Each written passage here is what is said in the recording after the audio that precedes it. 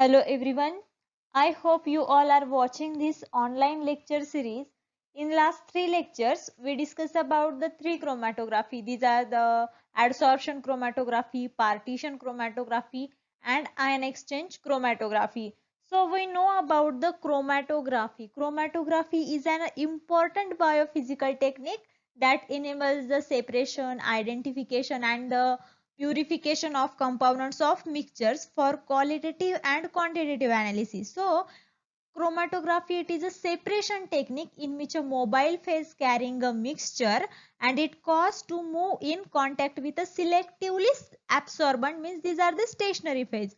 So in chromatography, these two phases are very important. First one is a mobile phase and second one is a stationary phase. So in today's lecture, we are going to start fourth chromatography is a affinity chromatography. So in today's lecture, we are going to discuss principle, working and application of affinity chromatography. So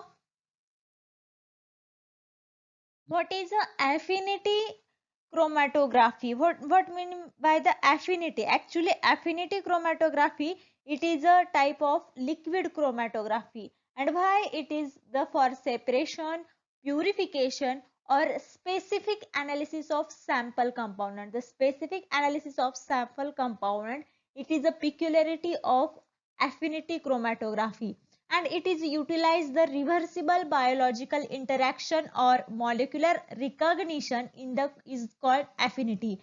Affinity means it is a reversible biological interactions or molecular recognition means the enzymes with and inhibitor. This is the in recognition antigen with reaction with antibody. It is a reversible biological reaction, means here is a mechanism of key and lock mechanism. So affinity chromatography takes advantage of specific binding interaction between the analyte of interest and a binding partner of ligand. Here is a analyte, it is a normally dissolved in the mobile phase. So analyte is a mobile phase and here ligand is immobilized or the stationary phase. So analyte is a mobile phase in the mixture and ligand is a stationary phase. So the ligand is attached to a solid insoluble matrix, usually is a polymer such as a agarose, polyacrylamide. It is chemically modified to introduce a reactive functional groups with which ligands can react, forming a stable covalent bond.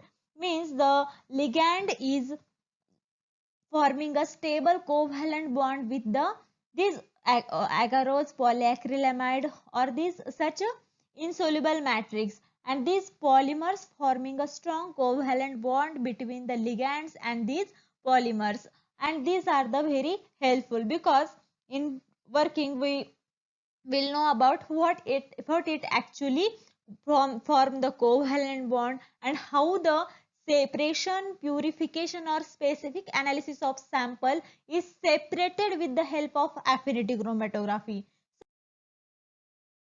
What is the procedure and working of this affinity chromatography? So affinity chromatography, it is a used for the separation technique. Then in a procedure, many components are used. These are the matrix, spacer arm, and the ligand.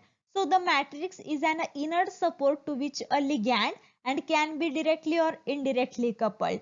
Then spacer arm is used to improve the binding between ligand and target molecules by overcoming and effective the steric, because of the we want to know about the separation of a particular molecule. So the particular molecule bind between the ligand. So the particular biomolecule we want to separate it, they are attached to the ligand. So we want to know about what we will purify. So the sample must be known. Then procedure for the separation is a preparation of column. So here column chromatography is used.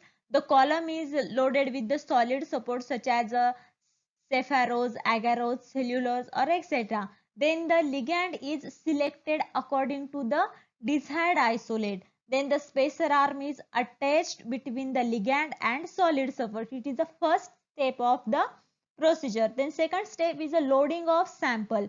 The solution containing a mixture of substances poured into the elution column and allowed to run at a controlled is a illusion of ligand molecule complex. So target substance is reverse recorded by changing condition of a favor illusion of the bound molecule. So actually here working is, here is a diagram, here is a yellow color, is shows the affinity resin. Then here one is a triangle, is a target protein, and we want to separate of the target protein. Our target is separation of this protein. Then in mixture many components are the square yellow shape, there is other components, purple shape is the other pre-protein mixtures. Then here is a red spot is a salts, and then and the triangle is ligand. Then the triangle is ligand and our separated target is targeted protein. Protein is our main biomolecules, we want to separate it.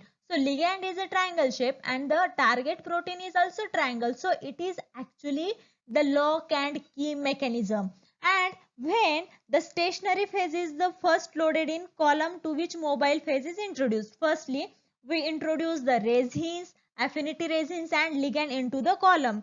Then the apply the mobile phase, or it introduce the mobile phase. And another step is molecule that bind to the ligand will remain associated with stationary phase, means this target proteins, the triangles protein, and here is a ligand is also triangle. Then here it's bind together, and when it bind together, then a wash of buffer is then applied to remove the non-targeted molecules. These non-targeted molecules like the square yellow and there is a purple, these are removed from the these column. And after that the interaction with stationary phase, but the target biomolecules remain attached with ligand, and the target molecules remain attached with the ligand. And after that, when non-target molecules are removed, then the target molecules are also removed by the applying so-called elution buffer, and this buffer separate the target molecule from the ligand.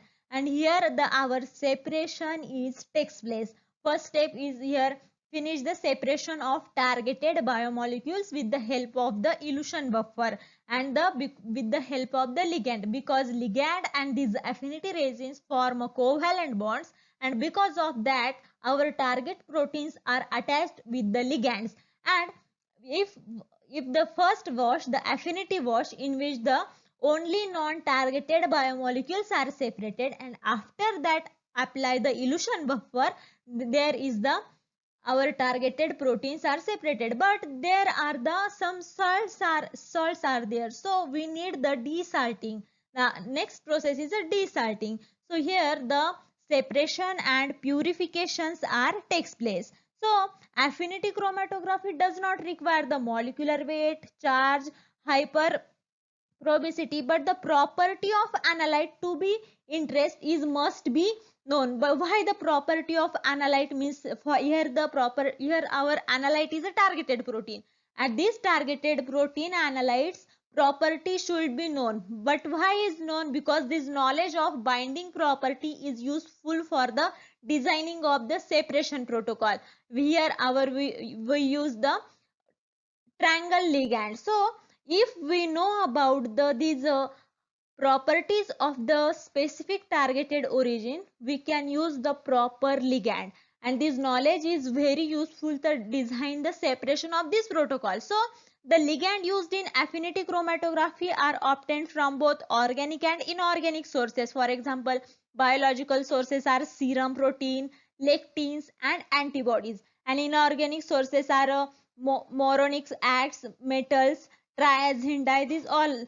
Then affinity columns can be eluted by changing salt concentration. So if we getting a wash of this column and we separate these biomolecules, the salt concentration, pH and ionic strength directly or through a gradient to resolve the particles of interest. So we change the pH, and with the help of this buffer, changing buffer pH, we separate these biomolecules.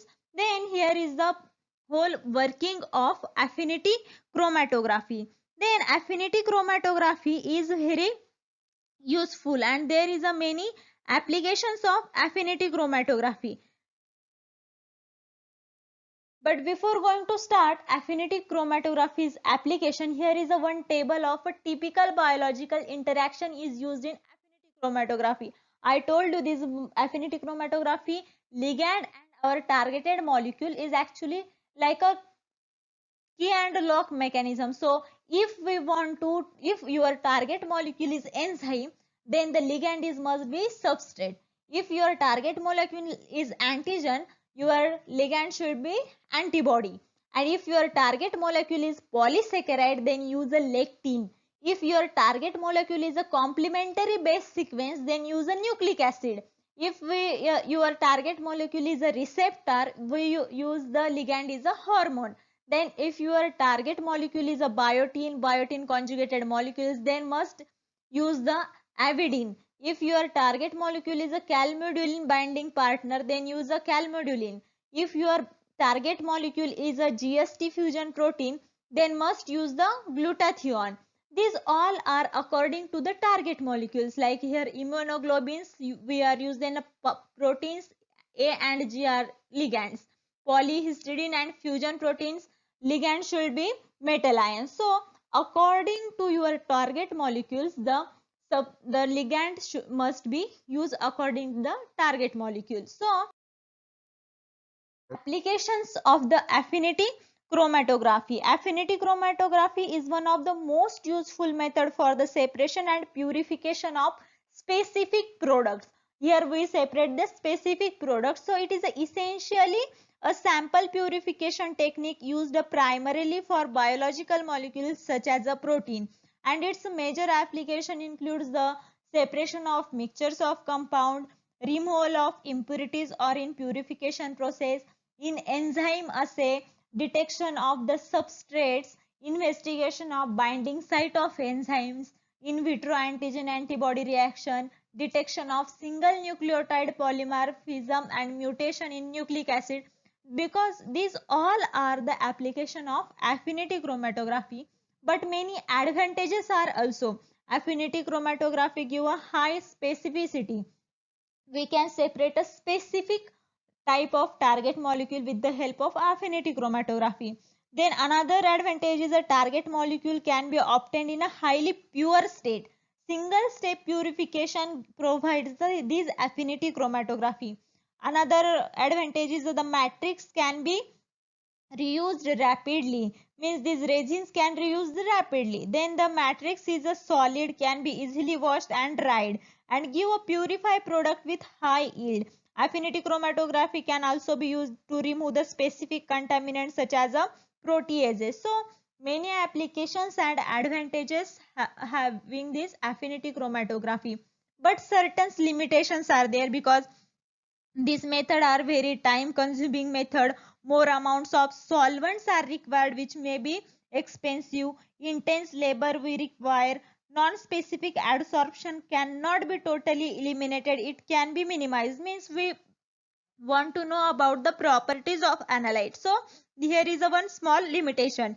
Then protein get denatured if the required pH is not adjusted, because pH can the protein can denature the specific pH. So if the pH range cannot adjusted, these proteins get denatured. So the there is also limitations or the drawbacks of the affinity chromatography, but we use the certain practical rules and these precautions. The affinity chromatography is used for, or it is a good for the separation and purification technique. These are the application, advantages and limitation of affinity chromatography. So today we finish the affinity chromatography. So if you have any problem or any doubt regarding affinity chromatography or these all chromatography, then contact me. So I stop here. Thank you.